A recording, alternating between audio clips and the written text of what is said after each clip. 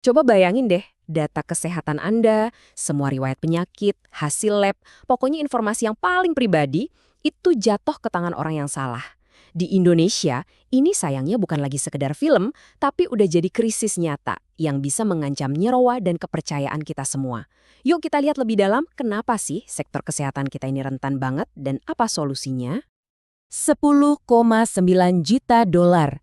Angka yang gede banget, cukup buat bangun fasilitas kesehatan yang super modern. Tapi sayangnya, uang ini nggak lari ke sana.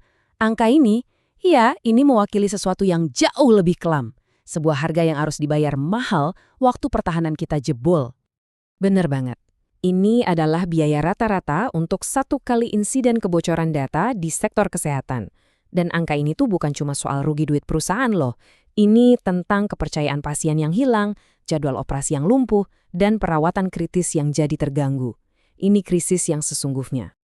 Kalau angka kerugian tadi udah bikin merinding, coba deh kita ngomongin soal kerugian yang nggak bisa dinilai pakai uang. Waktu. 329 hari, itulah waktu rata-rata yang dibutuhin sebuah rumah sakit buat sadar dan akhirnya berhasil ngatasin serangan siber.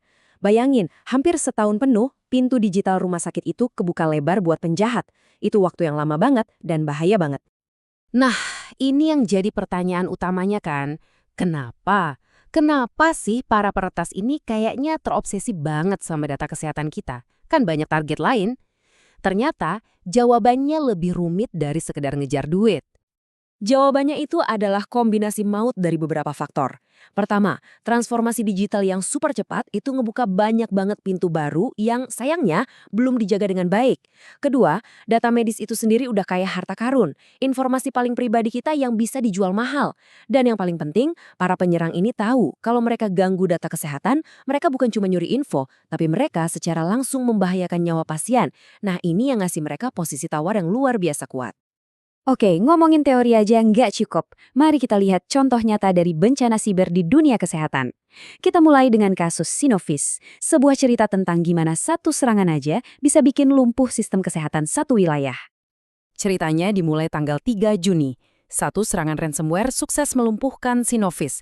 Efeknya gila-gilaan. Dalam hitungan hari, rumah sakit besar di London itu seolah-olah terlempar kembali ke zaman batu. Semuanya dikerjain manual. Operasi-operasi penting dibatalin, diagnosis kritis tertunda.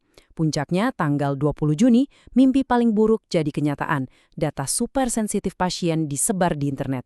Ini gambaran nyata gimana sistem kesehatan modern bisa hancur lebur dalam sekejap. Nah, kalau kasus Sinovis tadi serangannya berisik dan langsung bikin lumpuh, kasus kedua ini nunjukin ancaman yang lebih senyap, tapi sama berbahayanya. Kita ngomongin kebocoran data skala besar di Epworth Healthcare. Di sini, kita jadi bisa lihat dua wajah ancaman siber yang beda banget. Di satu sisi, ada serangan kayak Sinovis, di mana pintu rumah sakit seolah digembok dari luar, operasional berhenti total. Di sisi lain, ada kasus Epworth, di mana pintunya mungkin masih kebuka, tapi berangkas yang isinya data rahasia pasien udah berhasil dibobol dan isinya dikuras habis. Yang satu nyerang ketersediaan layanan, yang satu lagi nyerang kerahasiaan data. Dua-duanya sama-sama menghancurkan. Oke, kita udah lihat betapa nyatanya ancaman ini. Serem banget kan? Sekarang kita geser dari masalah ke solusi. Sebenarnya ada sebuah kerangka kerja yang udah teruji secara internasional buat ngebangun pertahanan yang kokoh. Yuk kita kenalan sama yang namanya SMKI. Jadi, apa sih SMKI ini? Gampangnya gini deh, jangan bayangin ini cuma sekedar software antivirus atau pasang gembok di pintu. SMKI itu lebih kayak cetak biru atau blueprint untuk seluruh sistem keamanan gedung. Siapa aja yang boleh punya kunci, di mana CCTV harus dipasang, gimana prosedur daruratnya kalau ada penyusup. Ini adalah sebuah kerangka kerja berpikir yang standarnya udah diakui global lewat ISO 27001 untuk melindungi 3 pilar utama data, kerahasiaan, integritas, dan ketersediaan. Dan cara kerjanya itu logis banget, ngikutin siklus yang namanya PDCA, plan, rencanakan pertahanan Anda. Do, lakukan implementasinya. Cek, periksa lagi, ini berhasil nggak? Terus act, tindak lanjuti, biar jadi lebih baik lagi. Jadi ini bukan proyek sekali jadi terus selesai, tapi sebuah proses perbaikan yang nggak ada hentinya. Terus, kenapa sih SMK ini jadi penting banget sekarang? Jawabannya simpel. Karena ini bukan lagi pilihan atau sekedar, oh ini praktek yang bagus. Di Indonesia, ini adalah kewajiban hukum. Pesannya jelas banget ya. Ngelindungin data pasien itu bukan lagi pilihan, tapi tanggung jawab hukum yang mutlak, nggak bisa ditawar-tawar. Kalau gagal, konsekuensinya serius, bukan cuma denda atau reputasi anjlok, tapi juga bisa kena jerat hukum. Pemerintah kita udah nggak main-main soal ini. Fondasi hukumnya udah kuat banget. Mulai dari Undang-Undang Perlindungan Data Pribadi, terus ada Undang-Undang Kesehatan yang baru, sampai Peraturan Menteri Kesehatan soal rekam medis elektronik. Benang merah dari semua aturan ini sama. Keamanan data itu bukan lagi saran, tapi sebuah mandat yang wajib dipatuhi. Titik.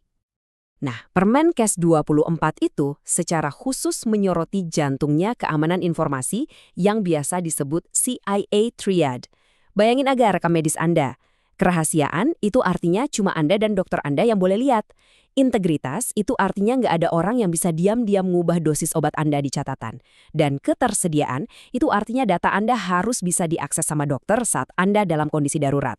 Inilah 3 pilar yang wajib ditegakkan oleh SMKI. Oke, sekarang kita masuk ke bagian yang paling penting. Udah tahu masalahnya, udah tahu solusinya, terus mulainya dari mana? Bagian ini isinya tentang langkah-langkah praktis yang bisa langsung diambil. Langkah paling awal dalam perjalanan ini adalah ngaca dulu. Kita harus tahu posisi kita sekarang di mana. Ada beberapa alat bantu asesmen, kayak Indeks Kami atau IKAS Plus, yang fungsinya mirip medical check-up, tapi buat sistem keamanan Anda. Alat-alat ini bakal ngasih rapor yang jujur tentang di mana kekuatan kita dan yang lebih penting lagi, di mana titik-titik lemah kita yang harus segera diperbaiki.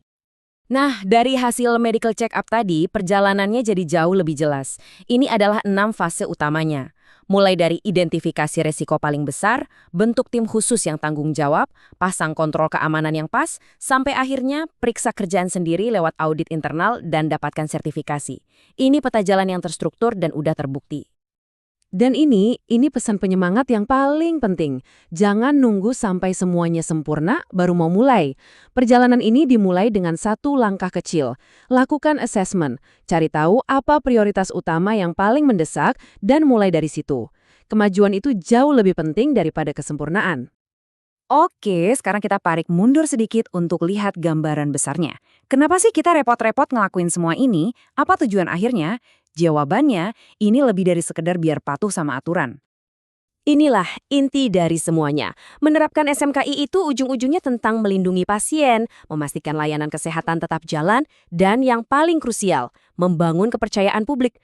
Karena tanpa kepercayaan, transformasi digital di sektor kesehatan nggak akan pernah berhasil. Jadi lihatlah ini sebagai investasi strategis untuk masa depan, bukan sekedar beban biaya kepatuhan. Saya ingin menutup penjelasan kali ini dengan sebuah kutipan yang sangat kuat dari Bapak Persandian Republik Indonesia, Mayor Jenderal TNI Purnawirawan Dr. Robiono Kertopati. Beliau berkata, "Kecilafan satu orang sahaja cukup sudah menyebabkan keruntuhan negara. Di dunia cyber saat ini, di mana satu klik yang salah aja bisa melumpuhkan sebuah rumah sakit, kutipan ini jadi pengingat yang sangat relevan dan mengerikan. Keamanan adalah tanggung jawab kita bersama." Terima kasih.